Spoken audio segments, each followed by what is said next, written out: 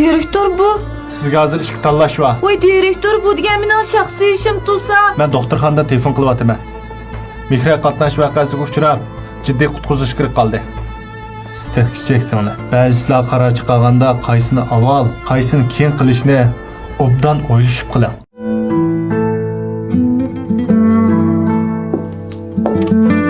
Yaxshimisiz direktor? Nima ishda? Men ruxsat so'rayda qirgandim. Bu shirkatning aldirashchiligini bilib turib, mushta vaqt ruxsat so'ramsiz? Direktor, shu Qashqardan bir do'stim kelmoqchidi. U Urumchi toza pishiq emas. Uning ustiga men Urumchida turib, uning oldiga chiqmasam, o'zimni qasdan ep qochgandek bo'lib qoldi ekanman. Ham yaqindan beri men bek charchab ketdim. Ma'qul. Sizga 2 kunlik ruxsat beray. Bulamda? Direktor, 5 kunlik ruxsat bersangiz bo'pti ekan-to'q. Do'stimning Nanshanga chiqmoqchidim. Uning ustiga birga bozor cho'g'ilmasam texi bo'lmaydi ekan. 5 kunlik ruxsat bering, direktor. Mushi bir qitimla. Ma'qul.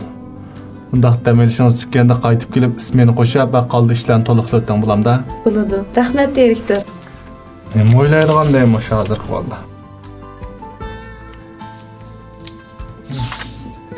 Rahmat direktor. Vay opa.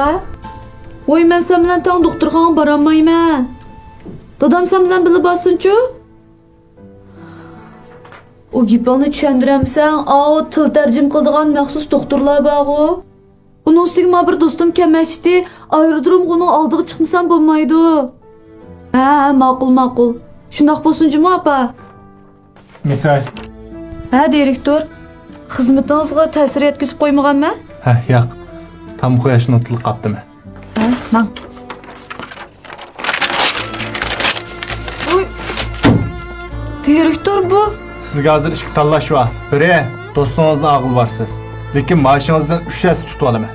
Yana biri opangizni ilib doktorxonaga tekshirishga borsiz. Maoshingizni tutmayman. Ruxsat so'rashim ketmaydi. Voy direktor bu degan mening shaxsiy ishim tursa, qanday qaror chiqarsam o'zimning ish emasmi? Opangiz muhimmi, do'stingiz muhimmi? Ha? Do'stingiz taksiga chiqib nega borganligini bildiraydiganda, nim bo'pti biraki yotoqda yotib tursa. Opangiz doktorxonaga operatsiya tekshirib bo'lgandan keyin onaniki xotirjam ko'rishmamsiz. Do'stingizning nomeridan. Direktor bu. Men sizga haqiqatni tushuntirib qo'yay.